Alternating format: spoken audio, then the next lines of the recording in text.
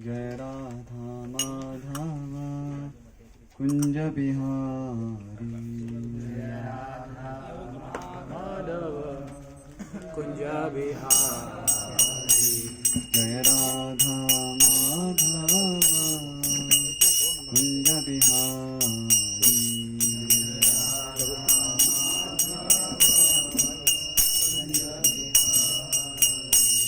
गोपी जन वल्लभ गिरिवरधारी।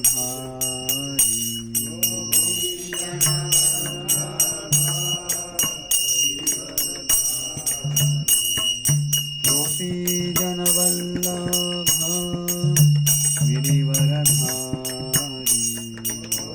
गोपी जन वल्लभ गिरिवरधारी। यशोदानंदन व्रज जनरंजन। यशोदानंदन व्रज जनरंजन। यशोदानंदन व्रज जनरंजन। यशोदानंदन व्रज जनरंजन। यमुना तीर वनचारी। यमुना तीर वनचारी। यमुना तीर वनचारी। यमुना तीर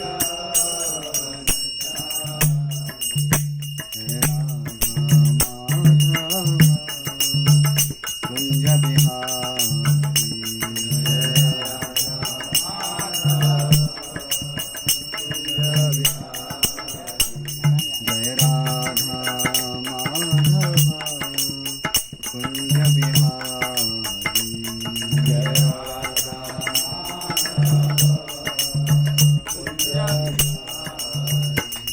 गोपी जन वल्लभ गिरिवरधारी।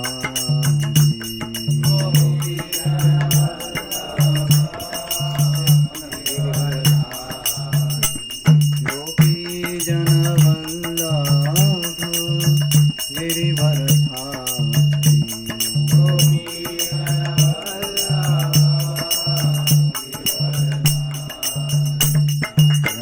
यशोदानंदन व्रज जनरंजन।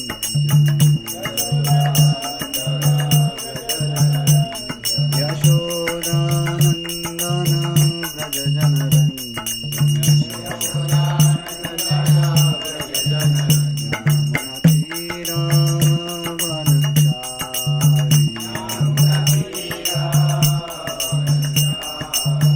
यमुना तीर वनचारी। यमुना तीर जय राधा माधव कुंज बिहारी। जय राधा कुंज बिहारी।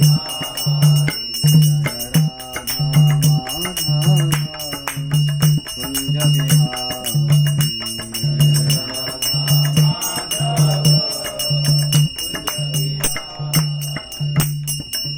जय विष्णुपाद परमहंस कविराजाचार्य अष्टोत्तर शतक श्री श्रीमद् अभय चरणारविंद भक्ति वेदांत स्वामी श्रील प्रभुपाद की जय। जय विष्णुपाद परमहंस कविराजाचार्य अष्टोत्तर शतक श्री श्रीमद् भक्ति सिद्धांत सरस्वती गोस्वामी महाराज श्रील प्रभुपाद की जय। नामाचार्य श्री हरिदास ठाकुर की जय। अनंत कोटि वैष्णव वृंद की जय। गौर प्रेमानंद।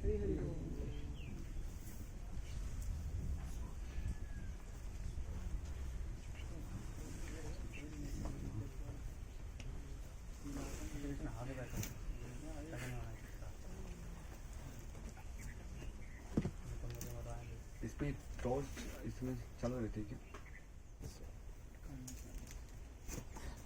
मुझे लगा कुछ तो अलग लग रहा है। ऐसी ब्रह्मज्योति तो आती नहीं थी फिल्म।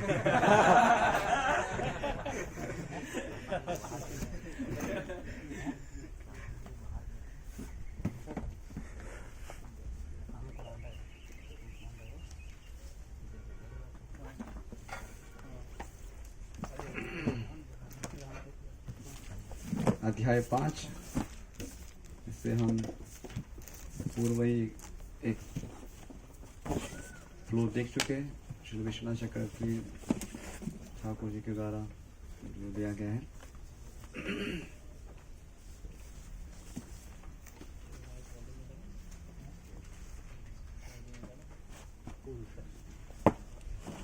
तो आप में से कुछ स्मरण यदि कर रहे हो तो इस अध्याय में क्या चल रहा है, सार रूप में कुछ बता सकते हैं? कौन पे? तीर्थ चैप्टर। कल ही हमने चर्चा की थी। निष्काम कर्म योग करके ज्ञान योग में स्थित होना। निष्काम कर्म योग करते करते ज्ञान योग में स्थित होना। ठीक है। अर्जुन के यहाँ पे प्रश्न होते हैं।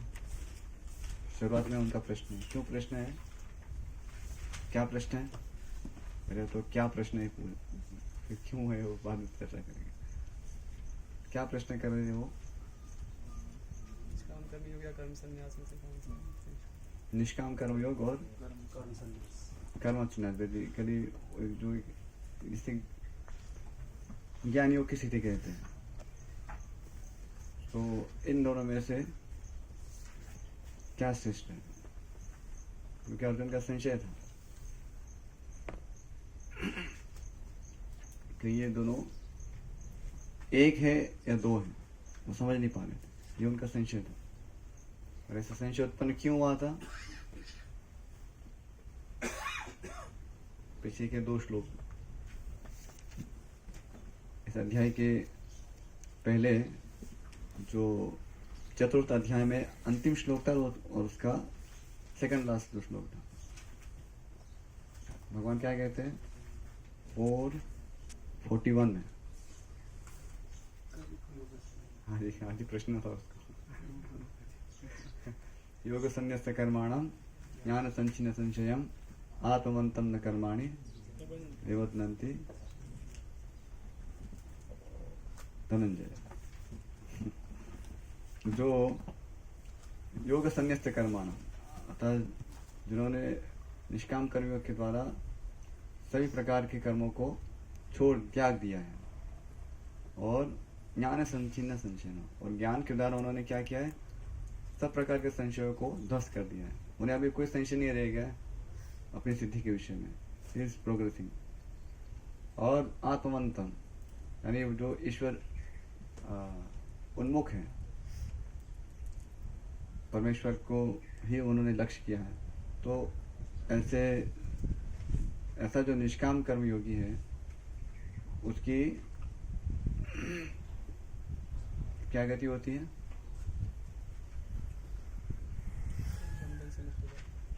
कर्म बंधन से मुक्त हो जाता है। और फिर 442 में क्या बताया गया? तस्मात् अज्ञान संभूतम विस्तम ज्ञानासनात्मनः चित्वेनम संशयम योगम आतिष्ठ उत्तिष्ठ भारत। बता रहे कि आप इसलिए क्या करना चाहिए कि आपको आपकी हृदय में जो ये अज्ञान के कारण संशय उत्पन्न हुआ है कि मुझे युद्ध करना चाहिए या नहीं करना चाहिए, इस प्रकार के संशय को छोड़कर क्या करना चाहिए? योगम आतिष्ठ यानी कि निष्काम कर्म योग का आश्रय ग्रहण कीजिए और युद्ध के लिए खड़े हो जाए, उत्तिष्ठ। तो इन दोनों में श्लोकों में हम देखेंगे कि पहले कर्मों को त्यागने की बात हुई थी, योग संन्यस्त कर्माण। तो इसके कारण अर्जुन ये समझने लगे थे, अच्छा कर्मों को त्यागना है मुझे। और फिर इमीडिएटली क्या कह रहे हैं? योग आतिष्ठ, निष्काम कर्मयोग करो। तो पहले निष्काम कर्मयोग के द्वारा यदि मुझे कर्म जो ये सब कर्म छोड़ ही देने हैं, क्योंकि ज्ञान के द्वारा मुझे सब सारे संशय मिटा देने हैं, तो इससे तो मुझे कोई कर्म बंधन नहीं लगेगा, तो अच्छा ही कर्मों को छोड़ देता हूँ। और जब भगवान कहते कि नहीं तुम तो निष्काम कर्मयोग करो, योगम आतिष्ठ, तो पुनः संशय उत्पन्न हो रहा है कि ये क्या कहा? पहले तो कहा छोड़ दो और अभी कह रहे कि निष्काम कर्मयोग करो। तो इसमें अर्जुन दुविधा में क्यों थे? क्योंकि वे अपना अधिकार समझ नहीं पा रहे थे। पुनः पुनः वो मोहित हो रहे थे। उन्हें लग रहा था कि उनका अधिकार ज्ञान योग में है, तो छोड़ सकते हैं। लेकिन उसी को ही भगवान श्री कृष्ण स्पष्ट करते हैं। कौन से श्लोक में?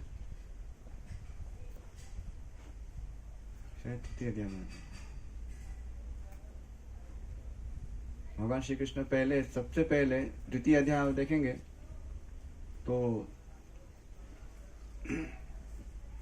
आत्मा अनात्मा क्या है इसकी चर्चा करते हैं। देहिनोस्मिन् यथा देहे कौमारम यौवनम जरा। तो तुम्हें किसके लिए तुम शोक कर रहे हो? हम तो शरीर नहीं, हम तो आत्मा है। तो ये सब ज्ञान की चर्चा करते हैं और फिर बताते हैं कि ऐसा ते अभिता सांख्य बुद्धि योगे विमाम सुनो। कहते हैं कि अभी मैंने आपको एक सांख्य के द्वारा यानी कि विश्लेषणात्मक अध्ययन के द्वारा ये आपको बताया कि आत्मा क्या है, अनात्मा क्या है, इसकी अभी चर्चा की है। लेकिन अभी उसी को मैं कैसे बता रहा हूँ? बुद्धि योग से। यानी आचार्य उसको बताते हैं कि ये भक्ति योग है, क्योंकि आगे 10वें अध्याय में आता है ददा में बुद्धि योगम तम ये न माम उपयांति थे तेषाम सतत तेषाम सतत युक्तानाम भजताम प्रीति पूर्वकम ददा में बुद्धि योगम तम ये न माम उपयांति थे। तो यहाँ पर भी यही बात हुई थी कि जो सदरूप से मेरा भजन करते हैं मैं उनको बुद्धि योग प्रदान करता हूँ, जिससे क्या होता है वो मेरे पास आते हैं।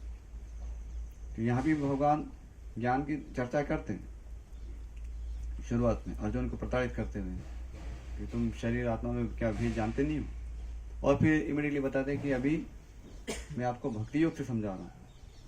तो उसमें बताता है कि व्यावसायिक प्रकार बुद्धि एक है कुरुनंदना।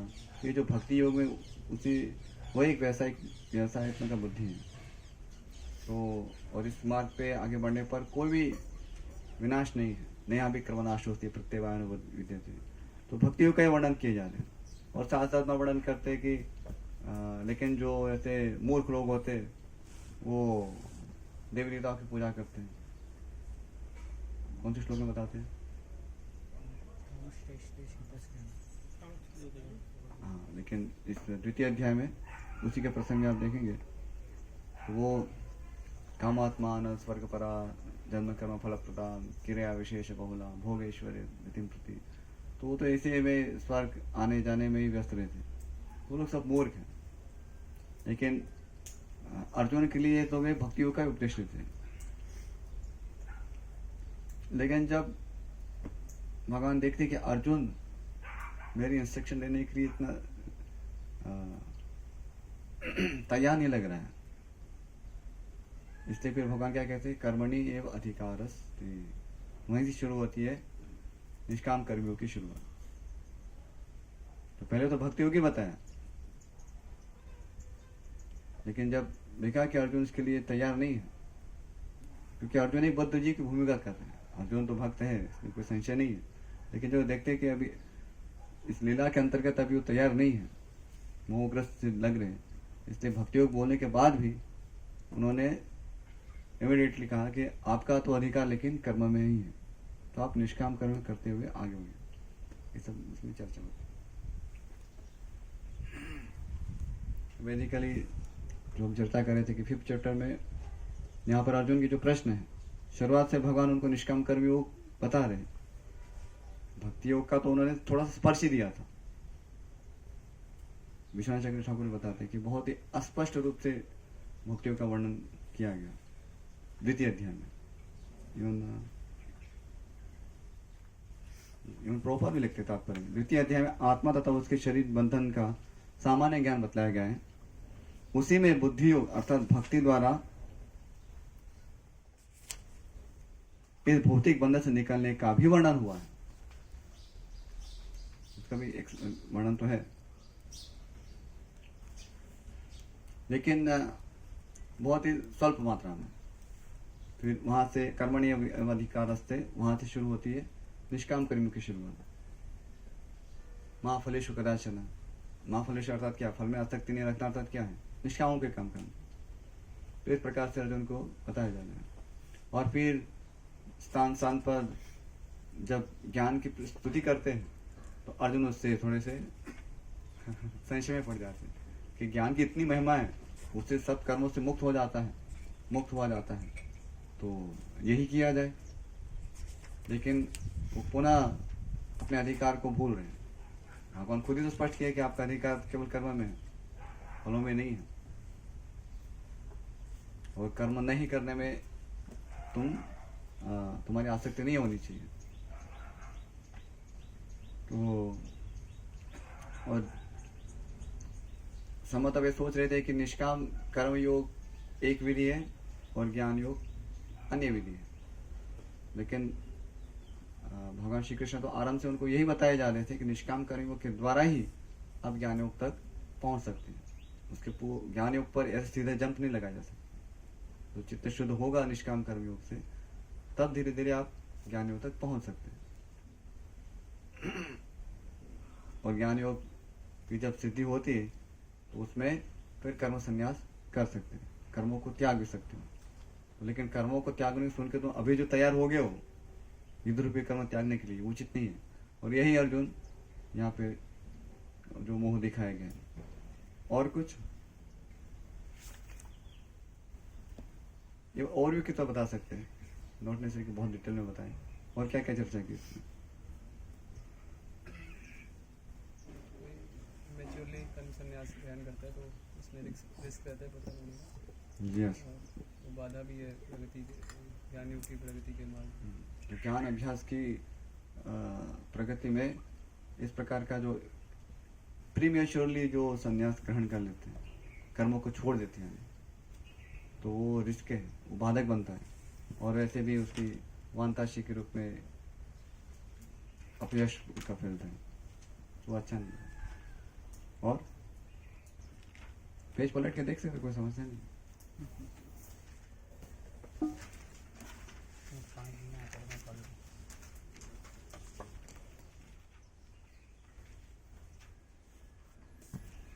जो कुछ भी आपका स्मरण हो रहा है आप शेयर कर सकते हैं।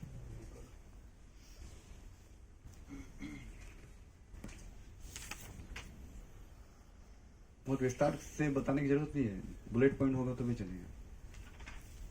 बिना भक्ति के कर्म और ज्ञान भी अपने आप में सक्षम नहीं फल देने के लिए भक्ति का मिश्रण हुआ तो नहीं। भक्ति का मिश्रण जरूरी है, बिना भक्ति के कर्म और ज्ञान हो वो ऐसे भी फल नहीं देंगे। कौन सा श्लोक था वो? कर्म ज्ञान या एवं योगी क्यों ना हो, अष्टांग योगी क्यों ना हो, मोक्ष तभी प्राप्त होगा जब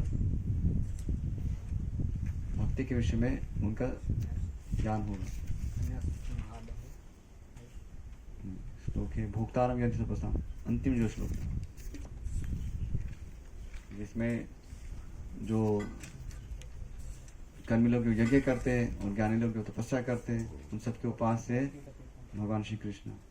योगी लोग जिन पे ध्यान करते हैं उन परमात्मा के वो जो परमात्मा है उनके, तो परमात्मा भी भगवान श्री कृष्ण ही है। और जो सुहृदम सर्वभूतानां, यानी कि जो सभी प्राणी मात्र के सुहृद है। किस प्रकार से सुहृद है? तो वे अपने भक्तों के माध्यम से भक्ति का प्रचार करते हैं, इस प्रकार से वे सबके सुहृद हैं।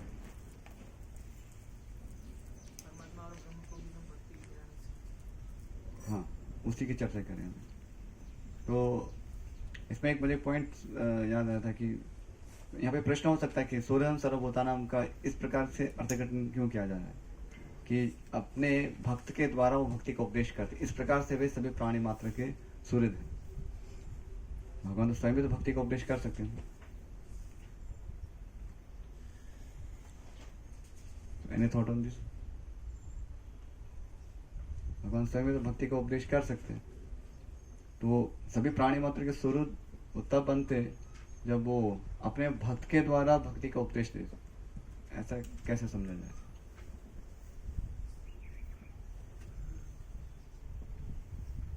भक्त की महिमा माना चाहते हैं। भक्त की महिमा तो है, भक्त की महिमा इस प्रकार से कि 18वें अध्याय में हम देखेंगे जहाँ पे भगवान कहते हैं कि इदम न अतपस्काय, कि जो तपस्वी नहीं उनको ये नहीं देना चाहिए। तो भगवान कुछ कंडीशन रखते हैं कि जो तपस्वी नहीं है, जिसमें संयम नहीं है, ये सब लोगों को ये मेरा उपदेश देने की जरूरत नहीं है। लेकिन श्रील प्रभुपाद तात्पर्य में वर्णन करते कि यद्यपि भगवान ऐसा कह रहे हैं, लेकिन भगवान की इच्छा तो है कि सबके पास ये ज्ञान पहुंचना चाहिए। तो भक्त है जो कि भगवान की इच्छा को अच्छी तरह जानते हैं, इसलिए वो भक्ति का उपदेश देते हैं। ऐसे लोगों को भी देते हैं जो अभी उसके लिए तैयार नहीं है, तो भी उनको भक्ति का उपदेश देते हैं। तो भक्तों की ये महिमा यहाँ पे बताई जाए। भक्त अपमान सहन करके भी भक्ति का उपदेश दे के रहेंगे। तो इस प्रकार से सभी प्राणी मात्र के भगवान सूर्य इस प्रकार से कहलाए जाते हैं,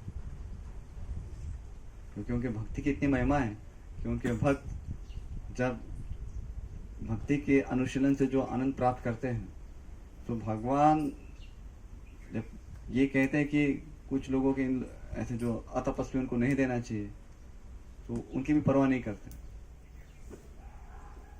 तो सभी प्राणी मात्रों को वो उनके उद्धार के लिए वे लगे रहते हैं। वैदिक के लिए हम देख सकते हैं श्रील प्रभुपाद के चरित्र से कि कैसे वो हिप्पीस लोगों में प्रचार कर रहे हैं भगवत भक्ति का, और पूरा जो इस्कॉन संस्था है उसमें यही प्रयास हो रहा है। कोई भी आ रहा है सबको हम सीधा भगवत गीता पकड़ाते हैं। कई बार थोड़ा सा लोगों को शायद शॉकिंग भी लग सकता है। कहीं घूमने निकले, कुछ बैंक में काम कर रहे, अचानक से कोई गीता लेके आ गया।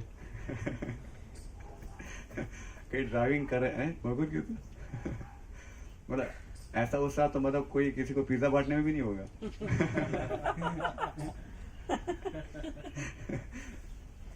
इतना तो कोई उन्मत्त होके नहीं प्रचार करेगा ना। पिज्जा बांटने का तो कोई अपनी लारी खोलेगा या कुछ अपना रेस्टोरेंट खोलेगा। ये तो तुम जहां भी हो वहां पहुंच जाते हो। तो ये भक्तों की महिमा है, और भगवान इस प्रकार से सबके सुहृद बन जाते हैं भक्तों के द्वारा। एनीथिंग एल्स कुछ कहना चाहेंगे? आपने जैसे बताया विश्वनाथ चक्रवर्ती को, ये जो 4th नंबर श्लोक में सांख्य योगो पृथक बाला प्रवदंती ना पंडिता, तो सांख्य को अपने निष्काम कर्म और योग को अपने सांख्य योग को अपने निष्काम कर्म और योग को अपने कर्म संन्यास, ऐसे कुछ बताया था। उसको अगर आपने विपरीत कहा। विपरीत निष्काम कर्म हो गया सांख्य। हाँ, यहाँ श्री भगवान जब भी योग की बात कर रहे हैं अभी तक, तो वो निष्काम कर्म योग की बात कर रहे हैं। इस अध्याय के एंड में, 5th चैप्टर के एंड में, योग से एक अष्टांग योग का ग्रहण होता है, क्योंकि उसमें सब प्राणायाम से इसकी चर्चा होती है। अदरवाइज निष्काम कर्म योग की चर्चा चल रही है। केवल योग का, योग इस शब्द की ये जब व्याख्या हो रही है तो निष्काम कर्म योग से ही समझना चाहिए। और द्वितीय अध्याय में जो बात है कि बुद्धि योग की चर्चा की है, तो वो तो प्योर भक्ति योगी है, उसमें कोई निष्काम कर्मियों की चर्चा ही नहीं हुई। तो सांख्य जो है वो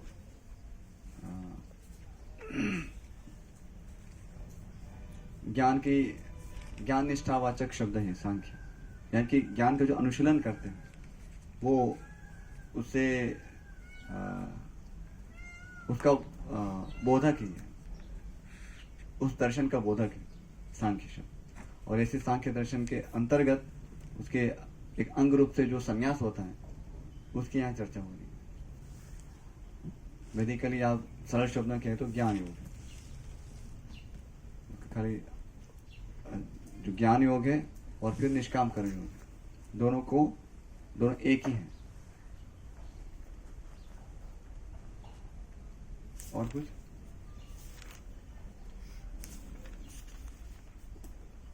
कर्मी है और ज्ञानी है और योगी है, भी सुख की खोज करते हैं। तो इसको भक्ति से ही कर्मी ज्ञानी योगी क्या? वो भी सुख के लिए प्रयास कर रहे हैं, मतलब सुख के लिए प्रयास कर रहे हैं। कौन से सुख के लिए?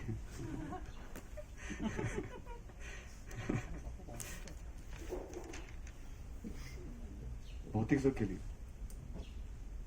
यहाँ तक वो जो भ्रमण में लीन होना चाहता है वो भी सुख की खोज कर रहे हैं। हाँ, इस प्रकार से है। हाँ, वो तो ऑब्वियस है कि जो भी सभी का गंतव्य जो हो तो अध्यात्म है, ब्रह्म परमात्मा भगवान, इस प्रकार से।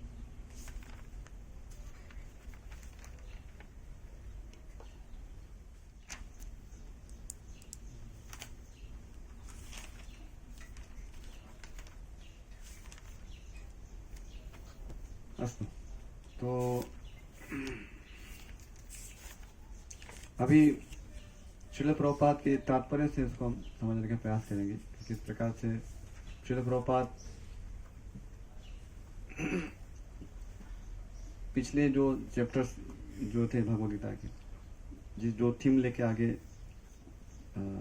समझा रहे थे उसी को यहाँ पे आगे बढ़ा रहे। इसलिए जो 5th चैप्टर जिसका उसका जो प्रथम श्लोक है, जहाँ पे अभी तक हमने चर्चा की थी कि संन्यास और निष्काम कर्मयोग, वैदिकली निष्काम कर्मयोग और ज्ञान योग, इसके विषय में अर्जुन का संशय होता है। प्रभुपाद बता रहे यहाँ पर वर्णन करते हैं कि भक्ति युक्त कर्म और संन्यास, यहाँ पे निष्काम कर्म योग की तुलना किसके साथ की गई है? भक्ति के साथ।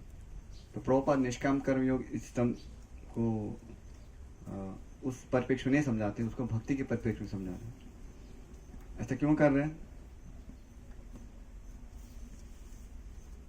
क्योंकि आरंभ से भगवान श्री कृष्ण अर्जुन को तो भक्ति योग के स्तर पे ही कार्य करने को कह रहे थे, बुद्धि योगे त्रिवांशु,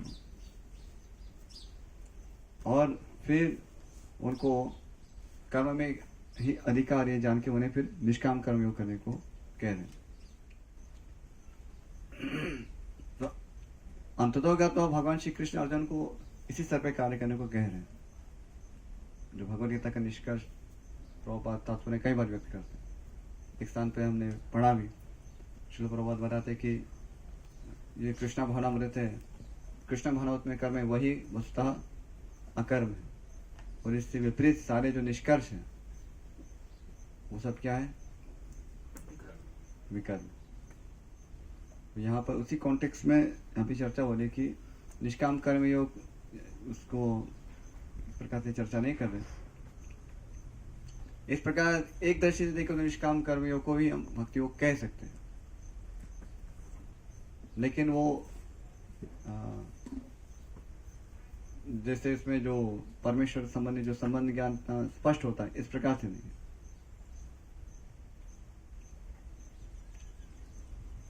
एनीवे उसको विस्तार हो जाएगा उसमें। तो यहाँ पर हम जहाँ श्रील प्रभुपाद जहाँ भी कर्म की बात आ रही है वहाँ पर भक्ति युक्त कर्म ही की चर्चा कर रहे हैं, क्योंकि वही अभी एप्लीकेबल है, उसके अतिरिक्त और कोई मार्ग है भी नहीं। और एनीवे भगवान श्री कृष्ण ने अर्जुन को तो भक्ति योग के स्तर पर कार्य करने को कहा ही था, आरंभ में भी कहा था और अंत में भी यही कह रहे हैं। तो इसमें कोई ऐसा दोष भी नहीं कि यहाँ पे जब श्रील प्रभुपाद लिखते हैं कि अनुवाद जैसे हो रहा है कि हे कृष्ण पहले आप मुझसे कर्म त्यागने के लिए कहते और फिर भक्ति पूर्वक कर्म करने का आदेश देते, तो इसमें कोई दोष नहीं है, क्योंकि तो आरंभ और अंत में भक्ति पूर्वक कार्य करने को लिए कह रहे हैं कि जो भगवद गीता का चरम लक्ष्य है। निष्काम कर्म योग इस कॉन्टेक्स्ट में श्रील प्रभुपाद उसका वर्णन कर ही नहीं रहे, which is not applicable, so why to discuss. और भगवान की तो इच्छा थी, इसलिए उस दृष्टि से भी इसमें कोई ऐसा कहने में दोष नहीं कि भगवान अर्जुन को भक्ति पूर्वक कर्म करने को ही कह रहे थे। ये स्पष्ट हो रहा है। निष्काम कर्मयोग की जो थीम है उसके अनुसार श्रील प्रभुपाद वर्णन नहीं करते हैं। उसका जो मेजर रीजन है क्योंकि एक तो एप्लीकेबल नहीं है, और दूसरा भगवान श्री कृष्ण आरंभ से ही उनको भक्ति पूर्वक कर्म करने के लिए ही कह रहे थे, लेकिन आनुषंगिक रूप से निष्काम कर्मों की चर्चा हुई, ज्ञानों की भी चर्चा हुई, अष्टांगों की चर्चा की। और ये बहुत ही सरलता से समझ सकते हैं, क्योंकि भगवान श्री कृष्ण स्वयं ही अर्जुन को संबोधित करते हैं कि भक्तोसी में सखा चेती। तो वो तो जानते ही है कि अर्जुन मेरे भक्त हैं, तो उनको फिर अन्य इस प्रकार भक्ति के अतिरिक्त कोई उपदेश देने का कोई औचित्य नहीं है। इसलिए उनको उद्देश्य तो उनका यही है कि अर्जुन भक्ति के स्तर पे कार्य करे। सर्वधर्मान् परित्यज्य माम एकम शरणं व्रज, उसका कंक्लूडिंग श्लोक है कि आप मैं जो कह रहा हूँ उसको आप कीजिए भक्ति योग में, ज़्यादा सोचो मत। तो यहाँ पर शिल प्रभुपाद वर्णन कर रहे हैं तात्पर्य में, भगवद गीता के इस पंचम अध्याय में भगवान बताते हैं कि भक्ति पूर्वक किया गया कर्म शुष्क चिंतन से श्रेष्ठ है। वैदिकली जो ज्ञान का अनुशीलन है उसको यहाँ पर बताया जा रहा है कि शुष्क चिंतन भक्ति बहुत अधिक सुगम है, क्योंकि दिव्य स्वरूपा भक्ति मनुष्य को कर्म बंधन से मुक्त करती है। तो पिछले अध्याय में जो भी कर्म बंधन को काटने के लिए एकमात्र भक्ति उपाय बताया गया है, उसी को भगवान श्रील प्रभुपाद यहाँ पे जोड़ दे के उसको स्पष्ट कर दें।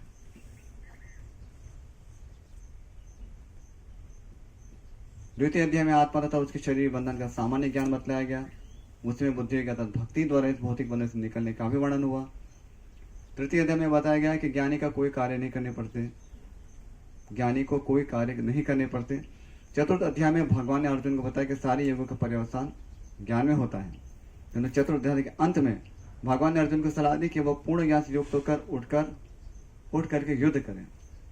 अतः इस प्रकार एक ही साथ भक्तिमय कर्म तथा ज्ञान युक्त अकर्म की महत्ता पर बल देते हुए कृष्ण ने अर्जुन के संकल्प को भ्रमित कर दिया। अर्जुन यह समझता है कि ज्ञान में संन्यास का अर्थ इंद्रिय कार्यों के रूप में समस्त प्रकार के कार्यकलापों को परित्याग, किंतु यदि भक्ति योग में कोई कर्म करता है तो फिर कर्म का किस तरह त्याग हुआ। दूसरे शब्दों में वह यह सोचता है कि ज्ञान में संन्यास को सभी प्रकार के कार्यों से मुक्त होना चाहिए। रिपीट करता हूँ, ज्ञानमय संन्यास को सभी प्रकार के कार्यों से मुक्त होना चाहिए, क्योंकि उसे कर्म तथा ज्ञान असंगत से लगते हैं। ऐसा लगता है कि वह यह नहीं समझ पाया कि ज्ञान के साथ किया गया कर्म बंधनकारी न होने के कारण अकर्म के ही तुल्य है। अतः वह पूछता है कि वह सब प्रकार के कर्म त्याग दे या पूर्ण ज्ञान से युक्त होकर कर्म करे। तो यहाँ पे एकमात्र डिफरेंस जो हम देखते हैं, श्री चक्र ठाकुर जो वर्णन कर रहे, श्रील प्रभुपाद अभी यहाँ पे जो वर्णन कर रहे हैं, वो यही है कि कर्मों को त्याग यानी जो संन्यास है वो पद तो कांस्टेंट है, लेकिन जहां पर विश्वनाथ चक्र ठाकुर निष्काम कर्मियों की बात करते हैं वहां पर श्रील प्रभुपाद क्या बताते हैं, भक्ति युक्त कर्म। तो वही एकमात्र यहाँ पे डिफरेंस है जो हम देख सकते हैं।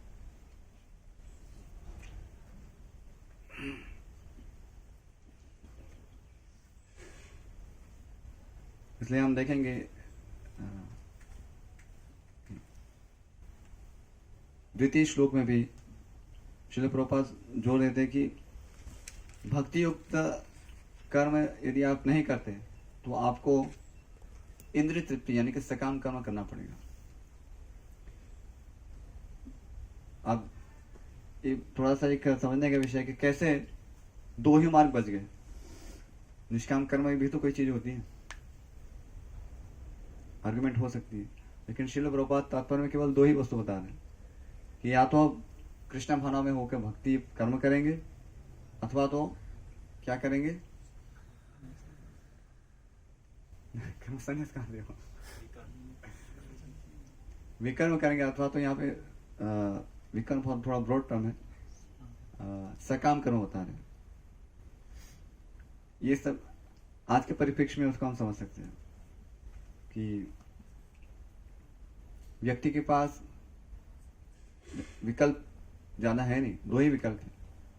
या तो अपने कामनाओं को शुद्ध करने के लिए वो भक्तियों का पालन करे अथवा वो इंद्रिय तृप्ति में लगा दे। दूसरा विकल्प है नहीं। वो क्रमिक मार्ग से निष्काम कर्म योग के मार्ग से धीरे धीरे शुद्ध होना, वो सब विचार इसमें नहीं है।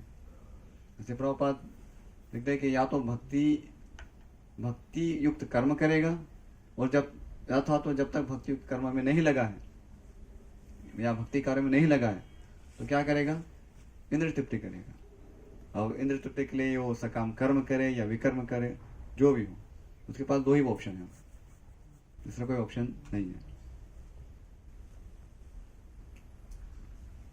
इसलिए भागवत से भी जो श्लोक उद्धृत करते हैं उसमें ये विचार है, नूनम प्रमत्ता कुरुते विकर्मा यदि इंद्रिय प्रीतया आपरणोति।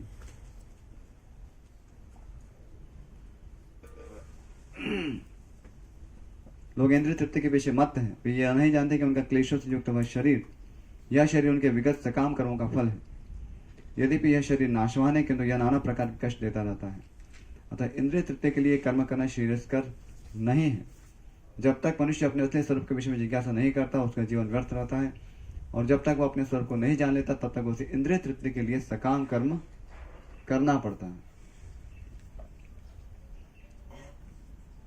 और जब तक वह इंद्रिय तृप्ति की चेतना में फंसा रहता है तब तक उसका देहांतरण होता रहता है। भले ही उसका मन सकाम कर्म में व्यस्त रहे और अज्ञान द्वारा प्रभावित हो, किंतु उसे वासुदेव के भक्ति के प्रति प्रेम उत्पन्न करना चाहिए।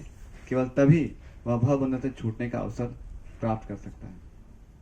तो ये श्रीमद् भागवत से जो यहाँ पर जो वर्णन हुआ है,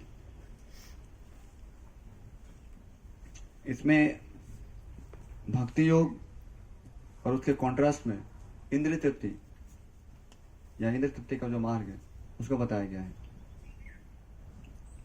तो और श्रील प्रभुपाद इसी श्लोक को आधार करके बता रहे कि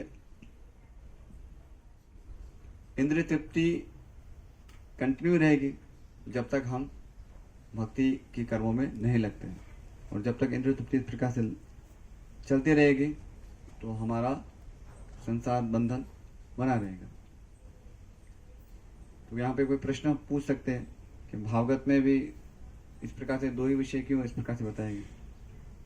जब तक वासुदेव की भक्ति नहीं कर रहे तब तक कोई इंद्रिय तृप्ति में लगा रहता है, बेहोश होके सकाम कर्म करता है, तो निष्काम कर्म की चर्चा क्यों नहीं उसमें? वो ये भी तो कर सकता है।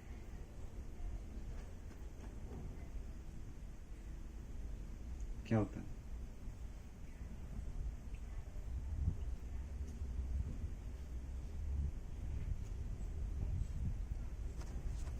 प्रश्न समझ में आ रहा है कि ये भागवत से जो श्लोक उद्धृत हुआ है उसमें भी ये कहा है कि जब तक वासुदेव के भक्ति योग में व्यक्ति नहीं लगता तब तक वो बेवश होकर सकाम कर्मों में लगा रहता है, यानी कि इंद्रिय तृप्ति में लगा रहता है। यहाँ पे निष्काम कर्म योग की चर्चा हो यहाँ पर भी नहीं हुई है।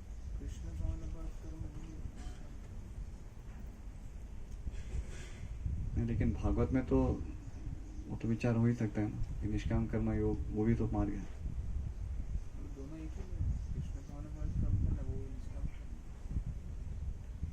निष्काम कर्म योग एक पृथक विधि है। निष्काम भाव से वो भक्ति में तो कर्म कर ही सकता है, लेकिन निष्काम कर्म योग के विषय में यहाँ पे चर्चा नहीं हो रही। इसको कैसे समझें? गीता जहाँ पे एंड होती है वहाँ पे भागवतम चालू होता है। गीता में एंड हो गया कि शुद्ध भक्ति, भगवान की शरणागति लेना। इसके विपरीत जो भी है उसकी भागवत भ्रष्टता कर रहा है इंद्रिय तृप्ति के रूप।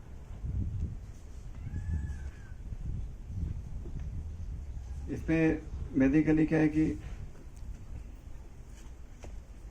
जब भी कोई चीज वस्तु को हाईलाइट करना होता है तो एक कॉन्ट्रास्ट दिखाया जाता है।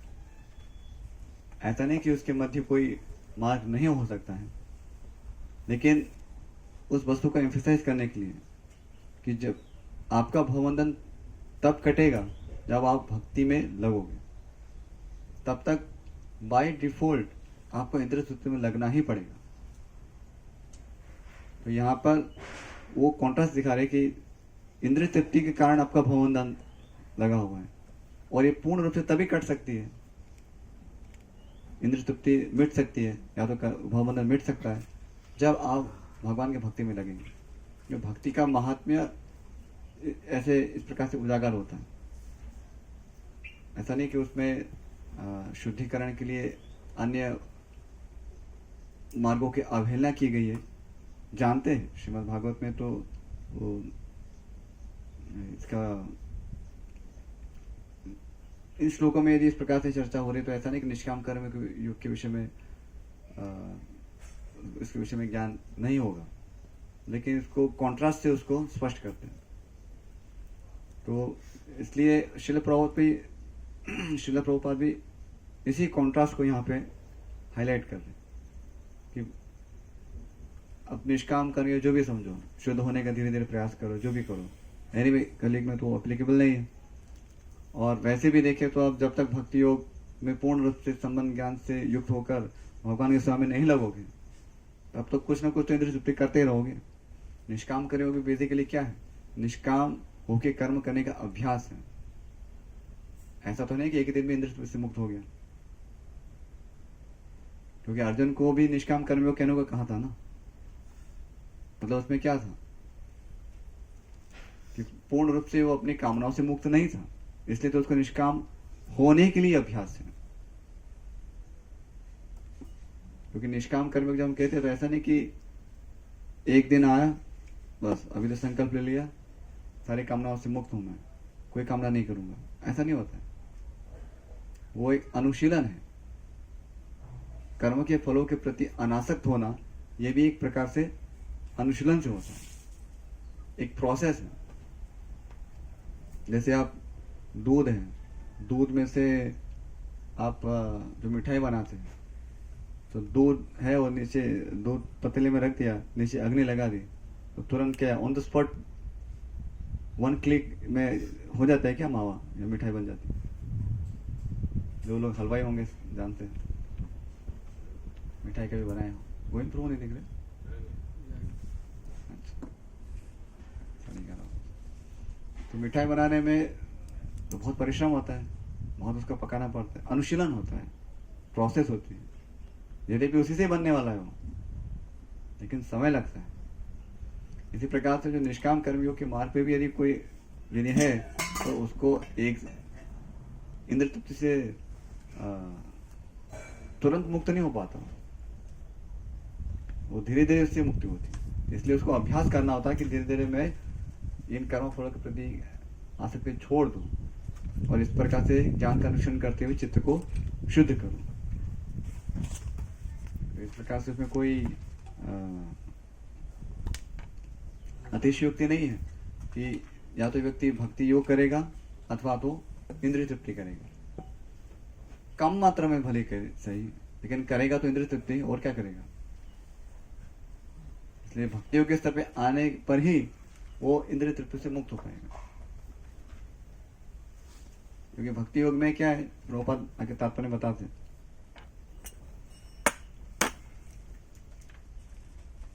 भक्ति सामने से उद्धृत करते हैं कि भक्ति योग से कैसे वो इंद्रिय तृप्ति से मुक्त हो जाते हैं। प्रापंचित कदया बुद्धिया हरि संबंधी वस्तुनः मोक्ष भी परित्यागो वैराग्य फल कथ्यते। जब मुक्तिकामी व्यक्ति श्री भगवान से संबंधित वस्तुओं को भौतिक समझकर उनका परित्याग कर देते हैं तो उनका संन्यास अपूर्ण कहलाता है।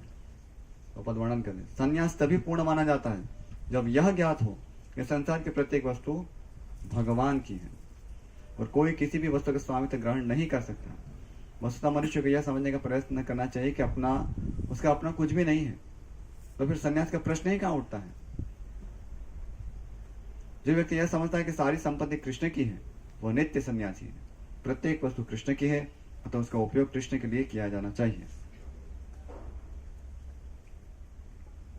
फिर प्रभुपाद बताते कि इस प्रकार से कृष्ण भावना में होकर पूर्ण कार्य करना मायावादी सन्यासी के कृत्रिम वैराग्य से कहीं उत्तम है। तो यहाँ पर भी श्रील प्रभुपाद बताते कि भक्ति योग के अंतर्गत ये दिव्य ज्ञान होता है कि मैं श्री कृष्ण का दास हूँ, भगवान श्री कृष्ण सभी वस्तुओं के स्वामी है और मुझे प्रत्येक वस्तु का प्रयोग भगवान की सेवा में करना है। तो कोई संन्यास का प्रश्न ही नहीं है, इंद्रियों को तृप्त करने का कोई प्रयास ही नहीं है, क्योंकि सारी वस्तु तो भगवान की सेवा के निमित्त है। इस प्रकार से वो इंद्रिय तृप्ति में कभी लिप्त होता ही नहीं। तो यहाँ पे प्रश्न हो सकता है तो भक्त तो इंद्रिय तृप्ति नहीं करते क्या समाधान करेंगे।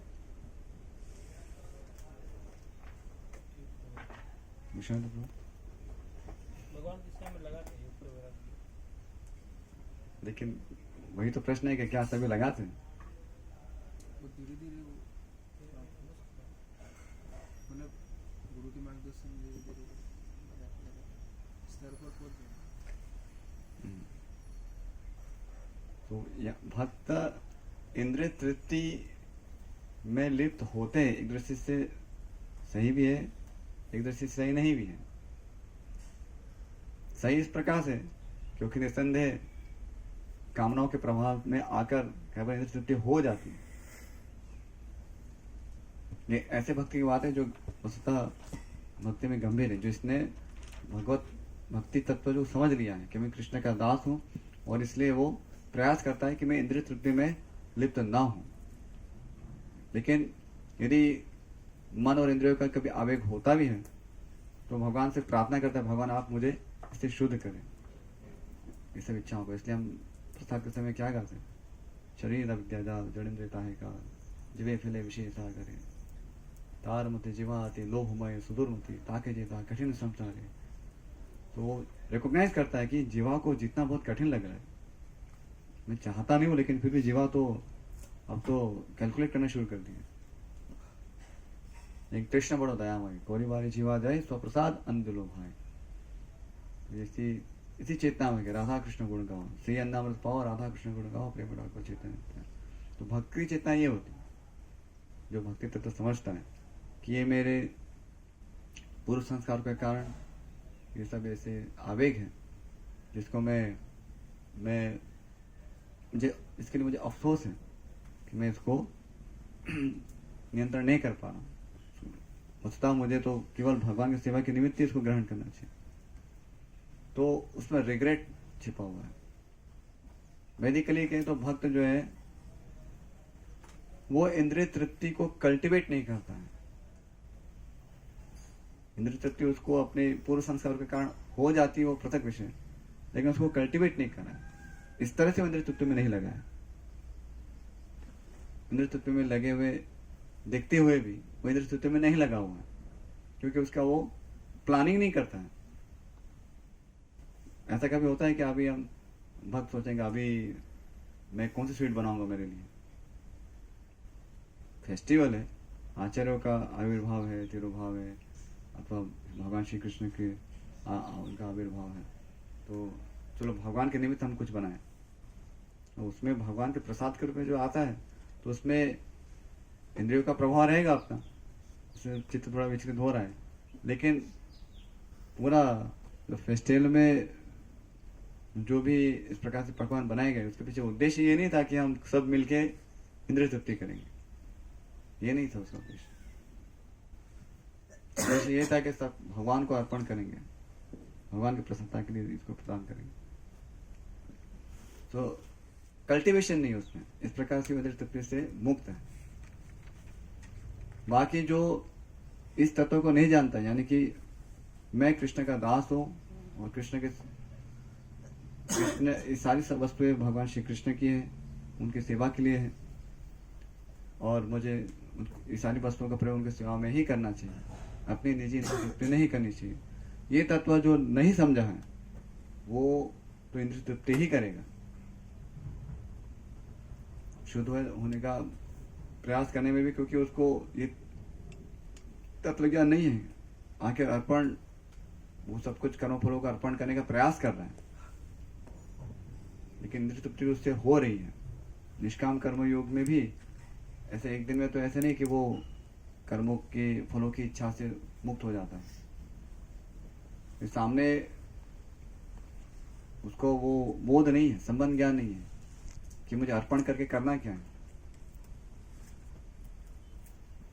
परमेश्वर को अर्पण कर रहा है, ब्रह्म को अर्पण कर रहा है, लेकिन वस्तुतः संबंध ज्ञान नहीं है, इसलिए वो उसमें संघर्ष तो बना रहता है, इंद्रियों के साथ संघर्ष बना रहता है। लेकिन भक्त जो उनको पता है, इसलिए इसमें भी संघर्ष होगा, लेकिन वो जानबूझ के इस प्रकार इसमें लिप्त नहीं होगा। जबकि निष्काम कर्म के मार्ग पे भी प्रयास करेगा वो निष्काम होने का, जिसमें कई बार इंद्रिय तृप्ति होगी भी, लेकिन उसमें भी प्रयास होगा कि क्योंकि कर्म के फलों को जब वो भोगता है तो उससे एक कष्ट प्राप्त होता है, उससे फिर ज्ञान का निष्कर्ष साथ में चल रहा होता है, तो रियलाइज करता है कि हाँ ये तो दुखप्रद है, तो उससे मुझे निकलना चाहिए। लेकिन सामने कोई उसके पास पॉजिटिव एंगेजमेंट नहीं है, जैसे एक भक्त के पास है, उसको तो फिस्ट बनाएगा तो उसके पास भगवान श्री कृष्ण है ऑफर करने के लिए, तो एक निष्काम करने होगी वो क्या करेगा? एक तो ब्रह्म है जो दिखते नहीं परमात्मा जो अंदर बैठे हुए तो किसको भूख लगाएगा वो? तो anyway, वो संघर्ष उसका ज्यादा होता है, इसलिए उसमें इंद्रिय तृप्ति भी एक प्रकार से उसमें निहित है। तो प्रभुपाद यहाँ पे ये बता रहे कि जो इस प्रकार का संन्यास है वस्तुओं को त्यागने का अथवा तो कर्मों को त्यागने का, तो भक्त के लिए इसका कोई औचित्य नहीं है। वो तो केवल भगवान की सेवा के लिए उसका पालन भी कर सकता है, वस्तुओं को ग्रहण भी कर सकता है अथवा वस्तुओं को त्याग भी कर सकता है। तो क्योंकि लेकिन वो अपने लिए कुछ करता ही नहीं है, इसलिए उसके लिए संन्यास नाम का कोई शब्द प्रयोग करने का कोई मतलब ही नहीं है। क्योंकि ये जो निष्काम कर्मी होगी वो भी तो क्या कर रहे हैं, अपने लाभ के लिए कर रहे हैं, या ये समझते हुए कर रहे हैं कि मुझे अपने कर्मों को त्याग करना पड़ेगा। लेकिन जो समझ गया कि सब कुछ भगवान की सेवा के लिए है, तो वो कुछ वस्तु छोड़ भी नहीं रहा है, ना तो वस्तु कोई ग्रहण कर रहा है, क्योंकि अपने लिए कुछ कर ही नहीं रहा है। जैसे केशियर का एग्जाम्पल श्री प्रभुपाद देते ही है, तो उसमें केशियर है, बहुत सारे नोट्स ग्रहण कर रहा है और बहुत सारे नोट्स को रवाना भी कर रहा है, उसका लेकिन खुद का कोई इंटरेस्ट नहीं है। तो यही कहना पड़ेगा कि ना तो कोई नोट ग्रहण कर रहा है, लाखों रुपये उसने ग्रहण किया और लाखों रुपये उसने छोड़ दिया, कुछ नहीं कहा जाएगा, क्योंकि अपने लिए कुछ उसने 1 रुपया भी यूज नहीं किया है। तो कहाँ से ग्रहण किया, कहाँ से त्याग किया? तो इस प्रकार से भक्त की स्थिति।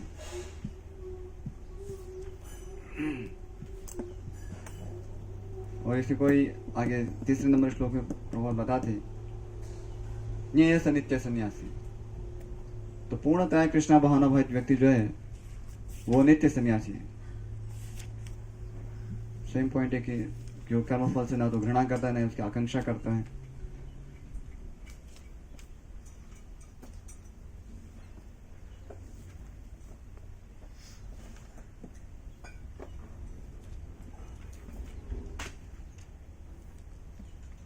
फिर 4 श्लोक है, सांख्य योग पृथक पाला प्रवदन्ते पंडिता।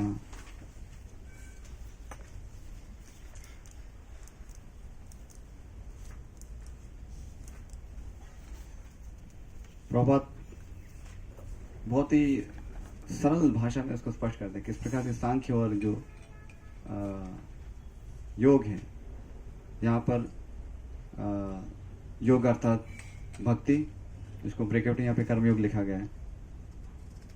और फिर बता रहे जो सांख्य यानी कि विश्लेषणात्मक अध्ययन है, वो दोनों किस प्रकार से एक ही है, दो नहीं है। इसको पढ़ेंगे। भौतिक जगत के विश्लेषणात्मक अध्ययन सांख्य का उद्देश्य आत्मा को प्राप्त करना है। आत्मा अर्थात यहाँ पर प्रभुपाद आगे लाइन में स्पष्ट करते हैं, आत्मा से क्या समझना है? भौतिक जगत की आत्मा विष्णु या परमात्मा है। तो सांख्य यानी कि जो भी इस प्रकार से एनालिटिकल स्टडी हो रहा है, क्या आत्मा है, क्या अनात्मा है, या सिस्टम में कितने तत्व है, तो इस सब का पीछे उद्देश्य क्या है?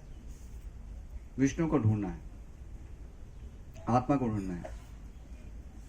और भगवान के भक्ति का अर्थ परमात्मा की सेवा है। तो एक विधि से वृक्ष की जड़ खोजी जाती है और दूसरी विधि से उसको सींचा जाता है। बहुत ही सरल एग्जाम्पल से समझा रहे। तो सांख्य दर्शन का वास्तविक छात्र जगत के मूल अर्थात विष्णु को ढूंढता है और फिर पूर्ण ज्ञान समेत अपने को भगवान की सेवा में लगा देता है। अतः मूलतः इन दोनों में कोई भेद नहीं है। Very very simple example. तो सांख्य से क्या किया? भगवान विष्णु को ढूंढा, जड़ पता कि एक्चुअली इसका रूट कोर्स क्या है सब तत्वों का। तो उसको ज्ञान हुआ कि ये भगवान विष्णु है, वही सबके कारण है, सर्व कारण कारण। तो उसने एनालिसिस कर करके इस निष्कर्ष पे पहुंच गया कि सारे तत्व होते लेकिन सबके कारण है भगवान विष्णु। और फिर किया क्या? उसने अपने आप को भक्ति में लगा दिया।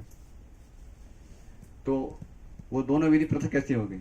जैसे प्रभुपाद बताते हैं कि ऐसा ही जैसे कोई वृक्ष की जड़ को ढूंढ रहा है और फिर ढूंढने के बाद उसमें जल सिंचन कर रहा है। तो दोनों प्रोसेस अलग अलग नहीं कही जाए कि एक तो वृक्ष की जड़ जो ढूंढ रहा है और वृक्ष को सिंचन कर रहा है, दो अलग अलग मार्ग है। वृक्ष को सिंचन करने के लिए उसकी जड़ ढूंढनी पड़ेगी, कहाँ पानी देना है। इस प्रकार से सांख्य यानी इस प्रकार विश्लेषण अध्ययन इस जगत का और जो भक्ति योग है, तो वो दोनों में कोई भेद नहीं है। एक से भगवान विष्णु को ढूंढा जा रहा है और दूसरी विधि से भगवान को प्राप्त करके फिर भक्ति योग में अपने आप को लगाया जा रहा है। तो ये एग्जाम्पल इसको याद रख सकते हैं।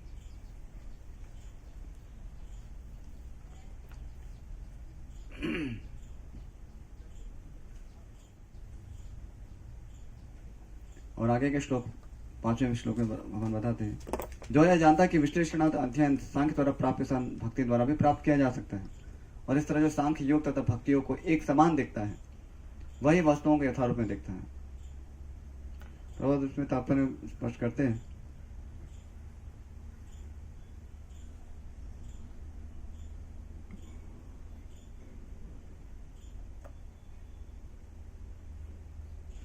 सांख्य विधि में मनुष्य को पदार्थ से विरक्त होना पड़ता है, और भक्ति योग में उसे कृष्ण भावनाभेद कर्म में आसक्त होना पड़ता है, आसक्त होना होता है।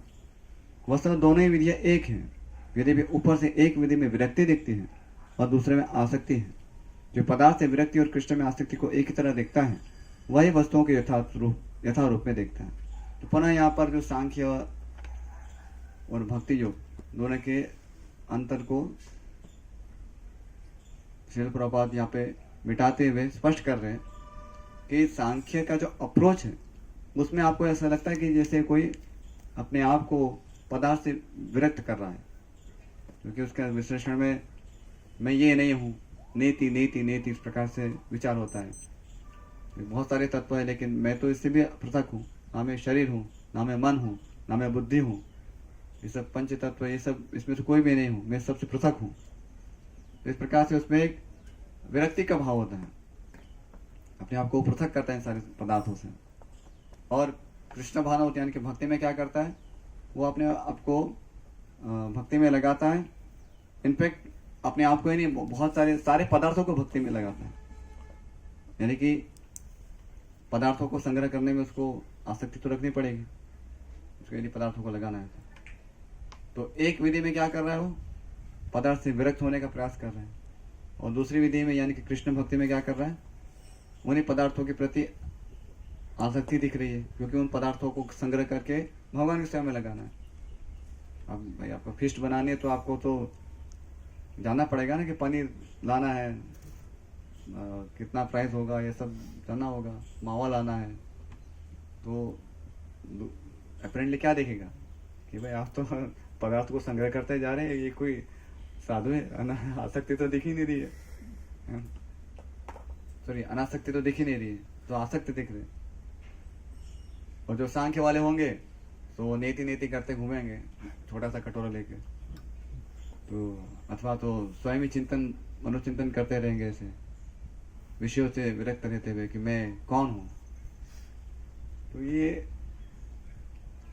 जब तक वो अभी भक्तियों के निष्कर्ष पर नहीं पहुंचा है तब तक ही उसकी इस प्रकार से स्थिति रहेगी। तो सांख्य के द्वारा भी एक बार उसे पता लग गया कि भक्ति करनी है, भक्ति एकमात्र मेरे लिए कार्य है, तो उसका अभी एनालिटिकल स्टडी पूरा हो गया। तो फिर अभी पदार्थ से विरक्त होने का प्रयास नहीं करेगा, फिर पदार्थों को भगवान की सेवा में लगाने का प्रयास करेगा। तो लेकिन दोनों के अप्रोच में थोड़ा सा भेद दिखता है, एक में पदार्थ से विरक्ति, दूसरे में पदार्थ से आसक्ति दिख रही है, और वो खाली एक्सटर्नल ऐसा भेद दिख रहा है, लेकिन वैसे कोई भेद नहीं है। दोनों का जो उद्देश्य है उसमें कोई भेद नहीं है। वो पदार्थ से विरक्त इसलिए हो रहा था क्योंकि उसको सबका कारण ढूंढना था, सर्व कारण वो ढूंढ रहा था, और जब कारण मिल गया तो उन पदार्थों को वो उस सर्व कारण भगवान श्री कृष्ण उनकी सेवा में वो नियुक्त कर रहा है। तो ऐसे विरक्ति और आसक्ति से मोहित नहीं होना चाहिए। अर्जुन को यहाँ उपदेश दे रहे हैं और हम सभी को उपदेश दे रहे हैं भगवान श्री कृष्ण और श्रील प्रभुपाद कि ऐसे डिफरेंस ऑफ अप्रोच को देख के मोहित नहीं होना चाहिए, क्योंकि दोनों का गंतव्य एक है, एक ही निष्कर्ष है।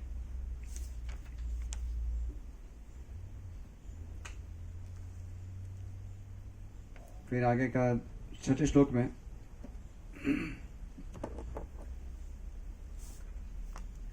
भक्ति में लगे बिना केवल समस्त कर्मों का परित्याग करने से कोई सुखी नहीं बन सकता, परंतु तो भक्ति में लगा हुआ विचारवान व्यक्ति शीघ्र ही परमेश्वर को प्राप्त कर लेता है। तो यहाँ पे जो योग शब्द की जो व्याख्या हुई इसमें प्रभुपाद भक्ति योग ये अर्थ कर रहे हैं जो अयोगतः यानी कि जो कृष्ण भक्ति की में नहीं लगा हुआ है वो क्या पाता है? दुख पाता है।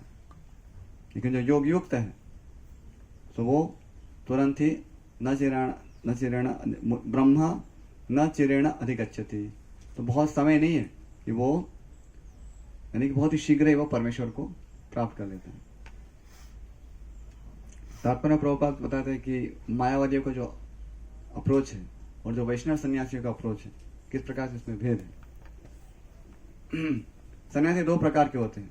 मायावादी सन्यासी सांख्य दर्शन के अध्ययन में लगे रहते हैं तथा वैष्णव सन्यासी वेदांत सूत्रों के यथार्थ भाष्य भागवत दर्शन के अध्ययन में लगे रहते हैं। मायावादी सन्यासी भी वेदांत सूत्रों का अध्ययन करते हैं किंतु वे शंकराचार्य द्वारा प्रणीत शारीरिक भाष्य का उपयोग करते हैं।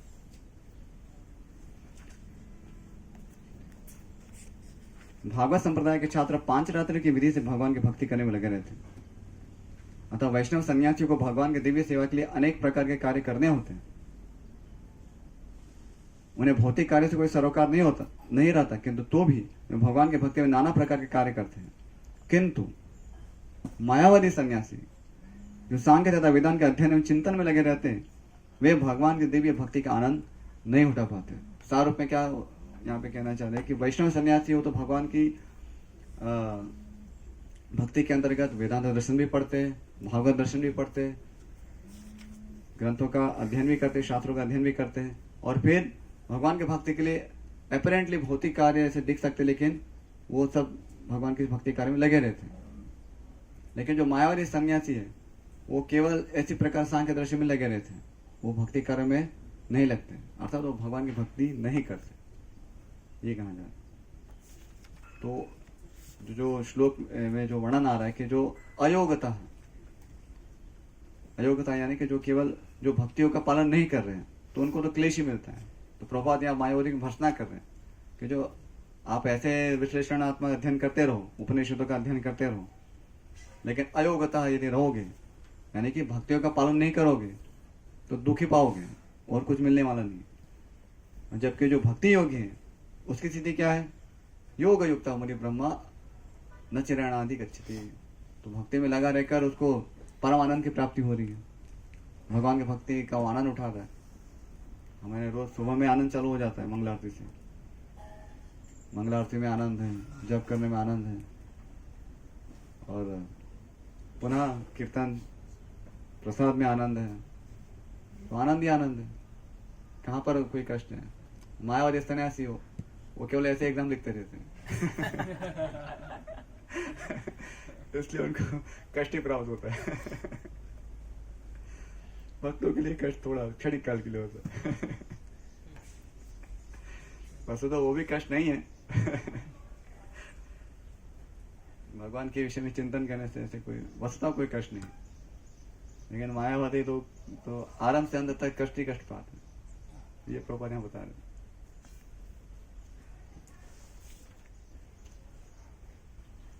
अस्तु जहाँ तक रखेंगे, रात बज गए, शाम को 4:30। श्रील प्रभुपाद की जय।